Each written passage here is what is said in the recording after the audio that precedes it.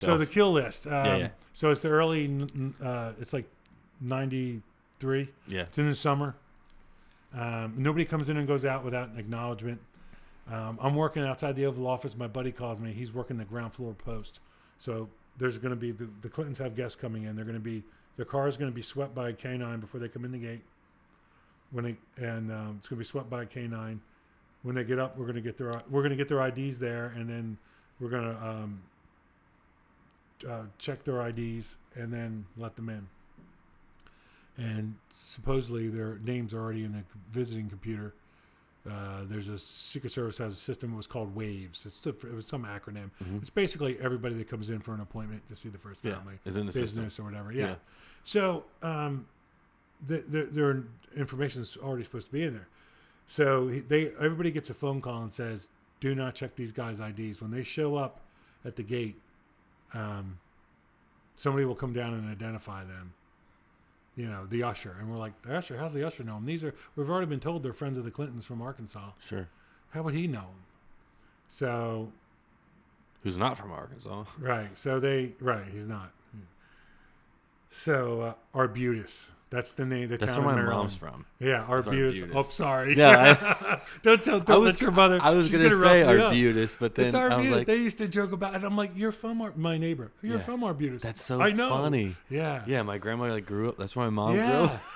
I can't wait to tell my God, it's wrong. That's insane. Don't tell her I said she's going to fucking know know now. Yeah, right. So, the last thing you got to worry about. Yeah. So she, what was I talking about? The usher. Yeah. So that my buddy calls me and goes, "What do I do?" He's telling me not to record them in the logbook because when they come through that door from the south grounds, you're supposed to record it. Right. Sure. It's the process, and it's a congressionally mandated law. Damn. Yeah, right. It's a big deal. It's national security implications. Sure. So anyway, he calls me up and goes, "What do I do?" I said, "Here's what I would do. When they come in, I would look at them, take a description of them, and write it down in the book." Yeah. That's smart.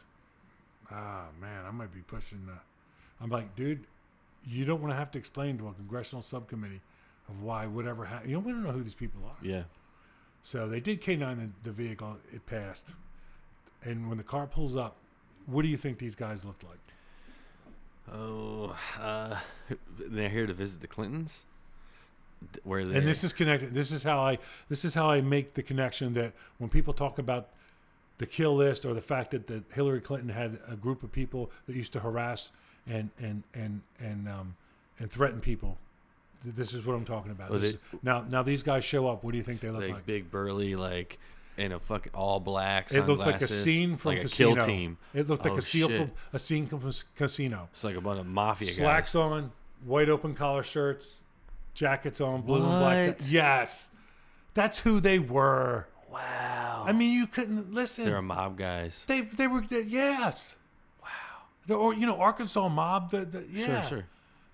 Or were they really even from Arkansas? Tall guy. Yeah. No, they were. Oh, really? Yeah. The car had Arkansas plates on it.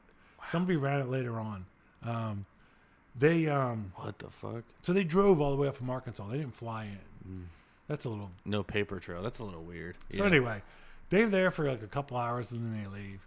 So that and the other stuff I've heard about and seen over the years. I mean, do I really believe that they're having people killed?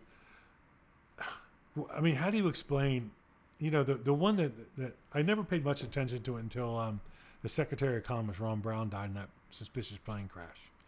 How is it everything that happens to somebody they know ends up being a scandal? Yeah. Vince Foster can't even kill himself and it ends up being a scandal. I mean, and let me say this because the first thing people usually say is, did he really kill himself? He did. He was severely depressed. Do I blame the Clintons a little bit? I do. Sure. They knew this guy from Arkansas. They actually visited him years ago when he was being hospitalized for his depression. They knew how severe it was. And they begged him to come up and help Hillary Clinton try to put out these fires. Because of one of the reasons I wrote the book, she's so incompetent, everything she touched turns to shit. She could screw up a church picnic. I'm telling you. She literally, she tried to do the healthcare thing. She screws that up. They try to do it secretly. The word gets out that they're literally using the healthcare system that not Joe Stalin. What was the guy's name? Yeah, Joe Stalin was going to implement in not Joe Stalin. He was the guy that was the communist in Poland. Anyway, like the doctrine they were working off of was actually communist From doctrine for healthcare. Wow. So, and that leaked out, and so anyway, so she just everything she touches turns to shit. Yeah. So they bring Vince Foster up, and eventually he snaps under the pressure. Wow. Now I don't believe he killed himself where they found him, but I do believe he killed himself. So, now the only reason why not the only reason, but one of the main reasons why I put a lot of stock into it is because, and I have no experience in military and government or anything, but and I'm only from people I talk to and things that I see on TV and stuff is like the fact that I forget what his name was, but there was a reporter recently in the past, I think in like 2016. His Mercedes, he was driving his Mercedes, and he was actually about to release some information or something that he had on the Clintons, and literally he got into a car accident, and they said that his car was at like 110 miles an hour, and he hit a tree and it exploded.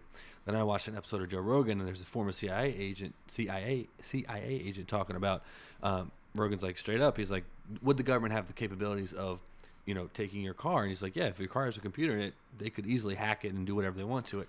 But then what got me was the whole Epstein thing of this man, there's a log of President Bill Clinton being on his private plane 26 different times. At least. I have friends that I've known for over 20 years. I've never flown with them one time, right? That doesn't make sense to me. And then the day after he acknowledges Epstein in prison, that he's going to talk and he's going to fucking sing, he hangs himself. And then just recently the autopsy came out and was not. I saw it. Yeah. So it's like that shit. I don't know. No. It draws suspicion. Absolutely. And that's what I'm saying. Even something as personal and disastrous as suicide, anybody that's connected with the Clintons, as soon as Ron Brown dies, he's the Secretary of Commerce, the rumor around D.C. was that he was cooperating with the FBI in an investigation into the Clintons, that he was spilling the beans. Damn. He's Bill Clinton's Secretary of Commerce, I think it was. He's this nice guy. He died? On a military plane, flying over a range of mountains in Europe or somewhere that's hard to get to. You know what I mean? Like, yeah. You couldn't have planned it any better. Yeah. Like, what's the chances that that's a coincidence? Wow. And supposedly the first rescue people on the scene say that there was a bullet hole in the back of his head. What? So I don't know.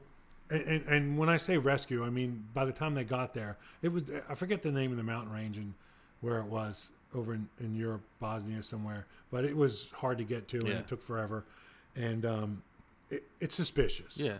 Everything pretty much, they either die in a suicide or an accident. A lot of these. So people, the car thing you're talking about. You know what I'm talking about? I do. Okay. And so here's what they did before. No, you're good.